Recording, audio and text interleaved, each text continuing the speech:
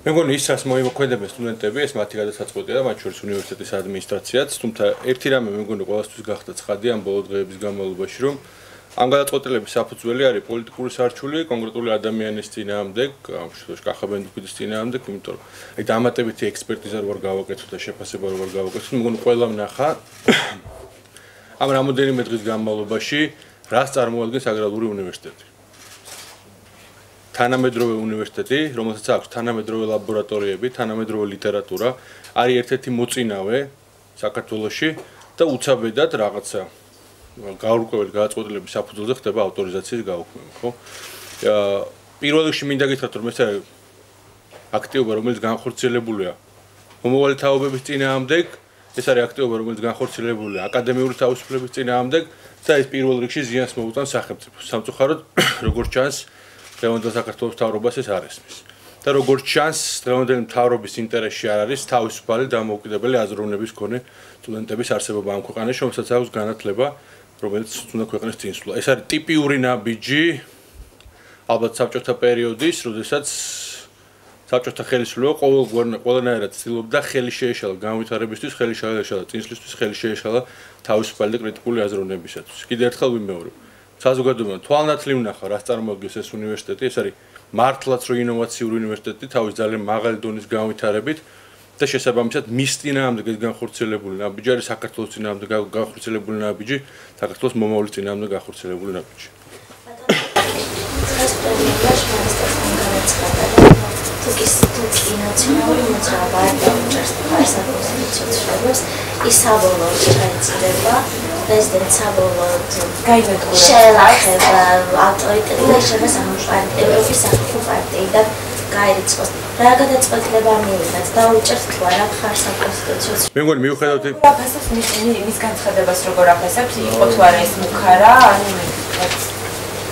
მიუხედავად იმისა, რომ ჩვენი დამოკიდებულება არის ძალიან კონსტრუქციული ნაციონალურ მოძრაობას გულისხმობს და თანამშრომლობაზე ორიენტირებული, შეთანხმებაზე ორიენტირებული, იმთან გამომდინარე, დღეს ქვეყანა სჭირდება სწორედ ესეთი ტიპის სტაბილურობა და სიმშვიდე, ამის საწინააღმდეგოდ ქართული ოცნების დამოკიდებულება ბიძინა ივანიშვილის ხელმძღვანელობით არის სწორედ აგრესიული, შემტევითი, რაც ხელს არ უწყობს ქვეყანაში სტაბილურობის განვითარებას. და ის სიტყვები, რომელიც მან ამ პრესკონფერენციაზე გამოიყენა, მათ შორის მანამდე გაკეთებული განცხადებები მასთან დაკავშირებით, რომ ნაციონალურ მოძრაობას საკუთარ თავს გაენადგურებს, ბუნებრივია, ეს შეიცავს მუქარის ტონს, თუმცა მუქარის ტონი ხელის გადაწევის მეთოდით საუბარი ნაციონალურ მოძრაობასთან არა თუ ნაციონალურ მოძრაობას ნებისმიერ სხვა პოლიტიკურ ჯგუფთან მიუღებელია, შეუსაბამოა ქვეყნის ინტერესებიდან გამომდინარე.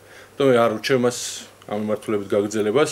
ხა ის რომ მას ადარდებს ნაციონალურ მოძრაობის ბედი, ნაციონალურ მოძრაობის მომავალი ან თითოეული წევრის შემდგომი ცხოვრების და საზოგადოებაში არსებობის გარემოებები, ბუნებრივია, ეს არავის არ ჯერა და ეს კიდევ ერთხელ მიუთითებს იმას, რომ ის არ არის გულწრფელი საკუთარ მოქალაქეებთან, საკუთარ ხალხთან, ისე როგორც არ იყო გულწრფელი, როცა ძალიან ბევრი პირობა დადო ქვეყნის წინაშე საარჩევნო პერიოდში და მას შემდეგაც. მე შემიძლია გითხრათ, რომ აი ძალიან ხანგრძლივ, ასე ვთქვათ, პრესკონფერენციებზე, რომელიც ტრადიციულად მართავს, ახლოვდება მაგალითად კუბის ყოფილი პრეზიდენტის იმ რეგიონის სხვა მაღალი თანამდებობის ყოფილი მაღალი თანამდებობის პირების პრესკონფერენციებს, რომელიც ხდებოდა 4-5 საათს. მე ერთი რამე შემიძლია გითხრათ, თითოეულ ეს პრესკონფერენცია შეიცავს გარკვეულ სიახლეს. და თითოეულ ამ პრესკონფერენციაზე ის საუბრობს იმ პირობებზე, რომელსაც ის აღარ შეასრულებს ან ვეღარ შეასრულებს.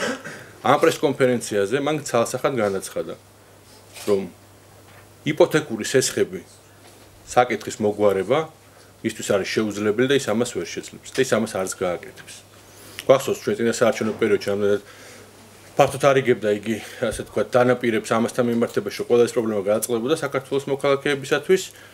ეს იყო უპასუხისმგებლო პირობა, მე მინდა ვთქვა და დავაფიქსირო, მუდმივად კვებავდა ცრუ ინფორმაციით ჩვენი ქვეყნის მოქალაქეებს, დღეს მან განაცხადა ცალსახად, რომ ამ მიერიდან იპოთეკური ის სესხების მოგვარების საკითხი დღის წესრიგში არ დგას. ჩვენ გვახსოვს რამოდენიმე თვის წინ მაგალითად ქობულეთის მოსახლეობას დაპირდა, რომ ერთი კვირის განმავლობაში გადაწყდება ეს პრობლემა, როგორც ხედავთ, ეს აღმოჩნდა ტყუილი. ისე როგორც აღმოჩნდა სხვა ბევრი ტყუილი პირობებთან დაკავშირებით, ხო? სად არის საწვავის გაიაფების საკითხი? სად არის ნაციონალურ მოძრაობის ლარი და ნაცვლად გაიაფებისა თქვენ ყველა ხედავთ, რომ საწვავი გაძვირდა. სად არის ენერგო რესურსებზე ფასების განახევრების საკითხი? არც ერთი ეს პირობა არ შესულა, მომავალში ასე გაგრძელდება. ამავე პრესკონფერენციაზე ჩვენ ვნახეთ, რომ თუმე ვერ მოხერხდა მიწების სრული რეესტრი და პრობლემებია ვაუჩერების დარიგებასთან და ყველა ვერ იღებს ვაუჩერებს.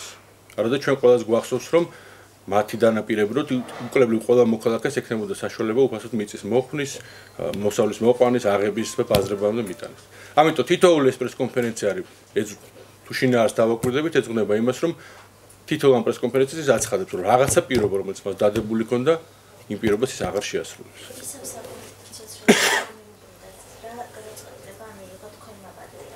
მე გითხარით ჩვენი პოზიცია ყველასთვის არის ცხადი, არის საკითხები, რომელზეც ერთად უნდა შევთანხმდეთ, იმიტომ რომ ეს გამომდინარეობს ქვეყნის ინტერესებიდან გამომდინარე, საქართველოს მოკალქეების ინტერესებიდან, მათი კაცობრიობიდან გამომდინარე და ხელის გადაგროხებით, ძალადობით, მუქარით, უნებრივია ქართული ოცნების მხრიდან ეს ტიპის შეთანხმება ვერ მოხდება და არ მოხდება.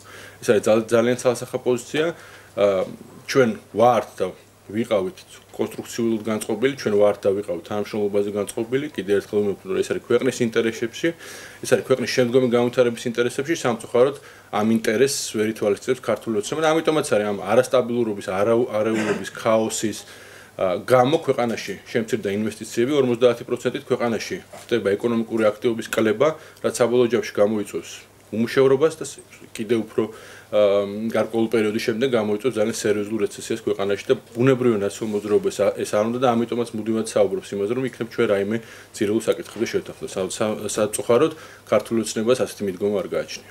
ვენეციის კომისიის დასწრებას შეიძლება როგორ კატეგორიულად ჟურნალისტებთან საუბრა, შეხვედრები იმართება როგორც თეატრულ ოკეანთან, ასევე ბიძინა ივანიშვილთან გაიმართა ეს შეხვედრები.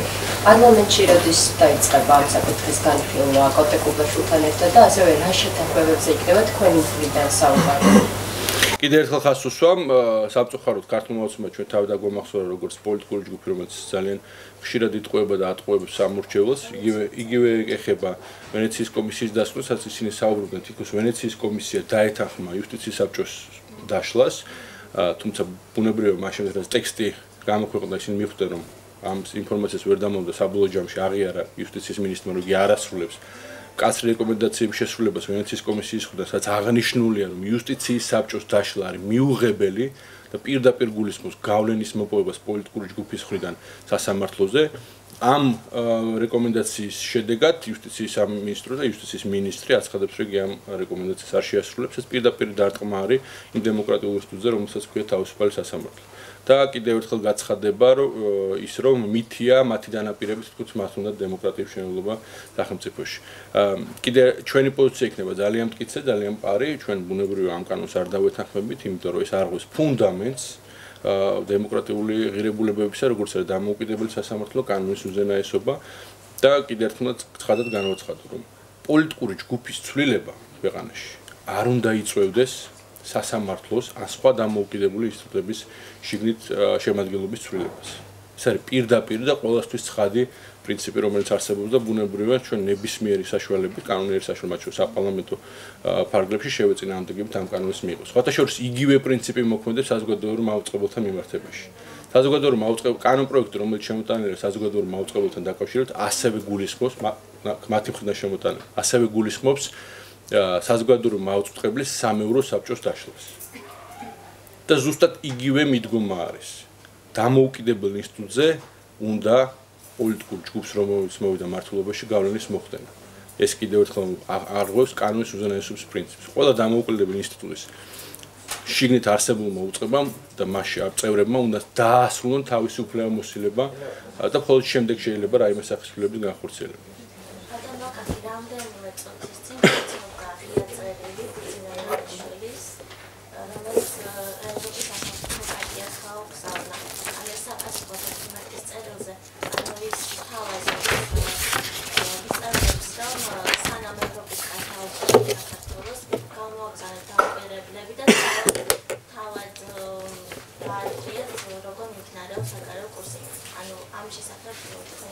ძალიან მნიშვნელოვანი კითხვაა, ძალიან მნიშვნელოვანი საკითხია, მე მინდოდა ამ თემაზე მესაუბრა დეტალურად.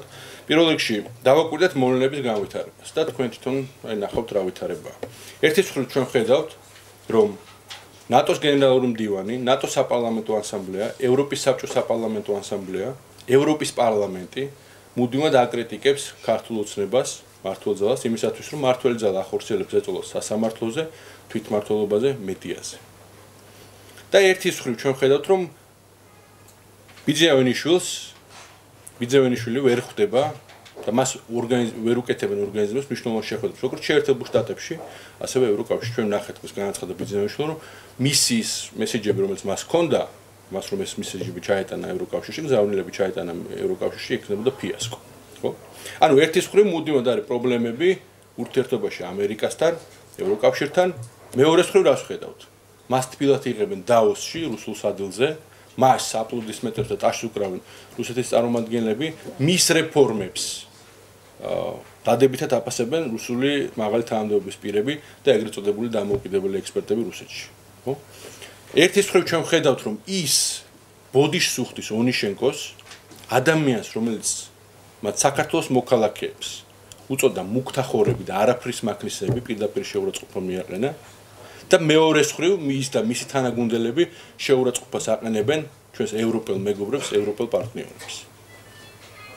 ხო, ძალიან მკაფიო მიჯნა ასეთ საქციელს არ ჩაიდე და არც ერთი ავტოკრატიული ძალიან იშვიათ სახელმწიფოებში ჩაიდნენ ესეთ საქციელს, როდესაც განვითარებული დემოკრატიული სახელმწიფოს წარმომადგენლებს ესეთ ტიპის შეურაცხყოფას აყენებენ. თან ახლა ვის აყენებენ შეურაცხყოფას? მე მინდა წერილი გავიარო, ხო? მე დავით უსუფაშვილის წერილი მინდა გავიარო, სხვათაშორის აქაც ძალიან ნიშანდობლივი ფაქტია. როგორც ბიძევენიშვილმა აღიარა, ამ წერილშიც დიდი წვლილი სწორედ მას მიუძღვის. ანუ როგორც ჩანს, პარლამენტის სპიკერს არ შეუძლია დამოუკიდებლად საკუთარი მოსაზრება გამოთქვას, ან დამოუკიდებლად საკუთარი წერილი დაწეროს. ყველა ამ საკითხში ერევა ბიძევენიშვილი. ხო, პირველი საკითხი, როცა მაგალითად ლაპარაკობს დავით უსუფაშვილი იმასთან დაკავშირებით, რომ რესპუბლიკური პარტიის წარმომადგენლები გულაგებში იყვნენ ანტისაბჭოთა მოღვაწეები, ძალიან აქტიურად მოღვაწეობდნენ საბჭოთა კავშირის წინააღმდეგ. კი, შეიძლება სხვა წევრებზე ვისაუბროთ, მაგრამ ჩვენ კარგად გვახსოვს დავით უსუფაშვილი, რომელიც 9 აპრილის მერე შევიდა კომუნისტურ პარტიაში. და მისი მხრიდან იერჟი ბუზეკის კრიტიკა, რომელიც იყო მართლა ანტისაბჭოთა აქტივისტი, პოლონეთში სოლიდარობაში იყო აქტიური მონაწილე, უბრალოდ დასაცილო და არასერიოზულია. და მისი მხრიდან საუბარი იმაზე, რომ იერჟი ბუზეკი, რომელიც იყო ყოფილი ევროპარლამენტის თავმჯდომარე, მინდა შეგახსენოთ, რომელმაც მიიღო ყველაზე მაღალი მხარდაჭერა ევროპარლამენტში, როცა მას პრეზიდენტად ნიშნავდა, რომელიც იყო ევროპის ადამიანი და დავით უსუფაშვილის მხრიდან მის მიმართ და სხვა დანარჩენი 23 პარლამენტარის მიმართ საუბარი იმასთან დაკავშირებით, რომ ეს ევროპარლამენტარები დაშორდებიან ევროპას, მართლაც არასერიოზულია და კარგად არ წარმოაჩენს სამწუხაროდ ევროპარლამენტში საქართველოს პარლამენტის სპიკერს და საქართველოს პარლამენტის უმრავლესობას. მე კიდევ ერთხელ მინდა შევახსოვოთ, რომ საუბარია ევროპის სახალხო პარტიაზე. რომ ამ წერილის შექმნაში და ამ წერილის ხელმომწერები არიან 4 პოლიტიკური ჯგუფი ევროპარლამენტში. და ეს არ არის მხოლოდ ევროპის სახალხო პარტია. თავად ევროპის სახალხო პარტია არის ძალიან მნიშვნელოვანი, გადამწყვეტად ყველაზე დიდი პოლიტიკური პარტია და მის წარმომადგენლები არიან თითქმის უმრავლესობა სახელმწიფოების მართვაში, და მათი მიმართ კრიტიკაც გაურკვეველი და არასერიოზულია, თუმცა კიდევ ერთხელ მინდა ხაზი გავუსვა. ამ წერილის ხელმომწერები არიან 4 პოლიტიკური ჯგუფის წარმომადგენლები ევროპარლამენტში. ეს კიდევ ერთხელ აჩვენებს მთლიანად ევროპა და არა რომელიმე პოლიტიკური მიმდინარეობის პარტია არის შეწუხებული იმ პროცესებით, რომელიც მიმდინარეობს საქართველოში. კიდევ ხაზგასმა ზეწოლა თვითმმართველობაზე, ზეწოლა მედიაზე, ზეწოლა სასამართლოზე. ეს არის ქვეყნისთვის ძალიან ცუდი, ეს არის ქვეყნისთვის ძალიან ნეგატიური პროცესი, ამით არავინ არ ხარობს, ბუნებრივია, მაგრამ ჩვენ თუ ესე გავაგრძელებთ და ამ ხელისუფლების ესე თუ გააგრძელა, ჩვენ მართლა გვექნება ძალიან სერიოზული იზოლაციის საფრთხე დასავლეთისაკენ. და სამწუხაროდ ეს უხარია რუსეთის ფედერაციას და ამიტომაც არის რომ რუსეთის ფედერაცია მუდმივად პოზიტიურად არის განწყობილი ჩვენ ქვეყანაში დღეს მიმდინარე პროცესების მიმართ. ამავე დროს, როცა ჩვენ საუბრობთ რუსეთთან ურთიერთობის დათბობაზე, ხო, მუდმივად ახალი ხელისუფლება გარკვეულ ნაბიჯებს დგამს კომპრომისის მიზნით რუსეთის ფედერაციასთან. საპასუხოდ რას ვიღებთ? ბოლო ფაქტი. გუშინ პრეზიდენტი პუტინი შეხვდა მარიონეტული რეჟიმის წარმომადგენელს, ანკვავს. ძალიან ცალსახად, ძალიან ღიად, ყოველგვარი, ასე ვთქვათ, მიკი მოკიგვის გარეშე ჩვენ ხედავთ სხვადასხვა ექსპერტების მიერ შემუშავებულ დოკუმენტებს რუსეთის ფედერაციაში, სადაც საუბარია, რომ რუსეთი არ აპირებს და არასდროს არ შესვლის თავის პოზიციას აღიარებასთან მიმართებაში აფხაზეთის და ცხინვალის რეგიონის. რუსეთი გააგრძელებს მათი სახელმწიფოების მცდელობას, რომ მათი სახელმწიფოები გაძლიერდეს აფხაზეთის და ცხინვალის რეგიონის. რუსეთს უნდა რომ ჩვენ ვიმუშაოთ აფხაზეთის რკინიგზაზე და რუსეთს უნდა რომ საქართველოს მთლიანად გაახდეს რუსეთის გავლენის სფეროს წარმომადგენელი. მიუხედავად იმისა, რომ ახალი ხელისუფლება მუდმივად საუბრობს, იქნებ კომპრომისებით რაღაცა შედეგს მივაღწევთ. გამოცდილება გვანახებს, რომ არავითარი კომპრომისი რუსეთის ფედერაციის შედეგამდე არც მიგვიყვანს. ისი მაგალითიც არის, მაგალითად მოლდოვეთი, თქვენ შეგიძლიათ ნახოთ გამოცდილება, მოლდოვეთმა გადაწყვიტა, რომ მაგალითად უარი ეთქვა ევროინტეგრაციაზე, ნატოზე, უარი ეთქვა დამოუკიდებელი პოლიტიკის წარმოებაზე იმ იმედით, რომ მას მოუგვარდებოდა ტერიტორიული მთლიანობის საკითხი რუსეთის მეშვეობით, პირიქით. ეს საკითხი კი არათუ არ მოგვარდა, პრობლემა უფრო გაღრმავდა. და მათ შორის ვაჭრობის საკითხშიც თავიდან იყო მცდელობა, რომ ვაჭრობა გახსნილიყო ღვინის, მოლდავური ღვინის, ამაში ძალიან სერიოზული პრობლემები შეუქმნა რუსეთის ფედერაციამ მოლდოვას და ეს ვაჭრობა ისევ შეჩერდა. თუმცა პრემიერის თავაზობს პარტიის წევრებს ჩამოუშვან დამკვირვებელი და შემდეგ გააკეთონ დასკვნა. კიდევ ერთხელ ვიმეორებ, ძალიან არასერიოზული განცხადება არის პრემიერის მიერ, იმიტომ რომ არათუ IPP-ის წარმომადგენლები, ევროპარლამენტის წარმომადგენლები რამოდენიმე კვირის წინ იყვნენ საქართველოში და ეს არ იყო ერთადერთი ვიზიტი არჩევნების შემდეგ. გარდა ამისა, ევროკავშირს, ნატოს საპარლამენტო ასამბლეა, ნატოს და როგორც ორგანიზაცია აქვს საკუთარი წარმომადგენელი საქართველოში და ბუნებრივია ისინი იყენებენ დეტალურ ინფორმაციას. კიდევ ერთხელ ვიმეორებ, ბიძინა ივანიშვილის მხრიდან დავით უსუფალიშვილის მხრიდან ან ყობა დავითაშვილის მხრიდან საუბარი იმასთან დაკავშირებით, რომ ნატოს გენერალურ მდივანს, ევროკომისიის პრეზიდენტს ბაროზოს, რომელიც კრიტიკული იყო საქართველოს მიმართ დევნის გამო, პოლიტიკური დევნის გამო, რომ მათ ინფორმაცია არ გააჩნიათ, უბრალოდ არასერიოზულია ძალიან. და ძალიან ცუდი განცხადება, იმიტომ რომ კიდევ ერთხელ ტოვებს შთაბეჭდილებას, რომ საქართველოს არ სურს ევროპასთან თანაარსებობა. და ევროპა არის ღირებულების სკალა ის ოჯახი, რომელშიც ყველაზე უკეთესად იქნება საქართველოს დიქტატურული მოქალაქე, ყველაზე უკეთესად განანტირებული იქნება მათი კეთილდღეობა. მე მინდა ყველა შევახსენო, რომ მაგალითად ევროპის ბაზარი 15-ჯერ უფრო დიდია და ეკონომიკა 15-ჯერ უფრო დიდია ვიდრე რუსეთის. და ის რომ ქვეყნის ეკონომიკა განვითარდა, ჩვენ კი უნდა ვიყოთ ჩამოყალიბებული რუსულ ბაზარზე, ჩვენ უნდა გავაფართოვოთ ჩვენი ბაზრები, მათ შორის ევროპაში, მაგრამ ეს იქნება გარანტირებული სტაბილური გავითარების საფუძველი. მარტო რუსეთზე დამოკიდებულება არის ძალიან სახიფათო და ამ ძალიან ბევრი გამოცდილება გვაქვს 90-იანების ბოლოს, წლების ბოლოს რა დაემართა რუსეთს და ყველა იმ სახელმწიფოს ვიზე მასზე იყო დამოკიდებული. თეატროლოგიას რომ მივყვეთ შეიძლება თუ არა რომ ითქვას კოჰაბიტაცია შედგა სასამართლოსა და იუსტიციის სამინისტროს შორის მათ ერთობლივი პროექტი კანონპროექტი და წარადგინა პარლამენტში სადაც ვენეციის კომისიის დასუსტებას უნდა გათვალისწინოს.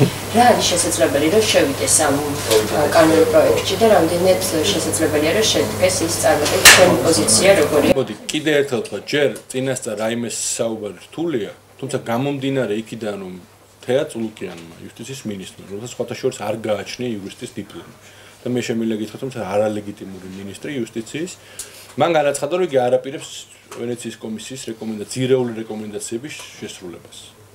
ეს არის ძალიან შემაშფოთებელი სიგნალი. მე იმედი მაქვს იგი ამ პოზიციას შეიცვალა. რაც შეეხება სასამართლოს და იუსტიციის სამინისტროს შეხვედრის საკითხს, სასამართლო არის დამოუკიდებელი ორგანო, ის არ არის პოლიტიკურ საკითხებში. და არავითარი კოჰაბიტაცია აქ საჭირო არ არის. არავინ არ უნდა შეეხოს სასამართლოს დამოუკიდებელ იმ ძირეულ პრინციპებს, რომელზეც არსებობს ეს ინსტიტუტი. ამისთვის კოჰაბიტაცია საჭირო არ არის. ეს უბრალოდ ამისთვის საჭიროა, რომ იუსტიციის მინისტრს საქართველოს მთავრობას შეგნებული ქონდეს ის ღირებულებები, რომელიც იგულივ არსებობს დემოკრატია, ლიბერალური დემოკრატია და რომელიც ირგვლივაც იქნებოდა საქართველოს მთელი ამ წლების განმავლობაში. თუმცა თეატროლოგიანი თუ არ შეიცვლის აზრს, შესაძლებელია კანონპროექტი ვერ მიიღოს პარლამენტმა, იმიტომ რომ დასკვნაც გათვალისწინებული არ იქნება. რას გულისხმობთ დასკვნაში? ანუ დასკვნა ხომ უნდა გაითვალისწინონ კანონპროექტის მისაღებად. მე კიდე ერთხელ ვამბობ მათ, თუ ისინი არ მიიღებენ რეკომენდაციას, ძირეულ რეკომენდაციას არ გაითვალისწინებენ, ჩვენ გვექნება ძალიან სერიოზული დებატები საქართველოს პარლამენტში ყველა საკითხთან მიმართებაში, მათ შორის იუსტიციის საბჭოს დაშლასთან მიმართებაში.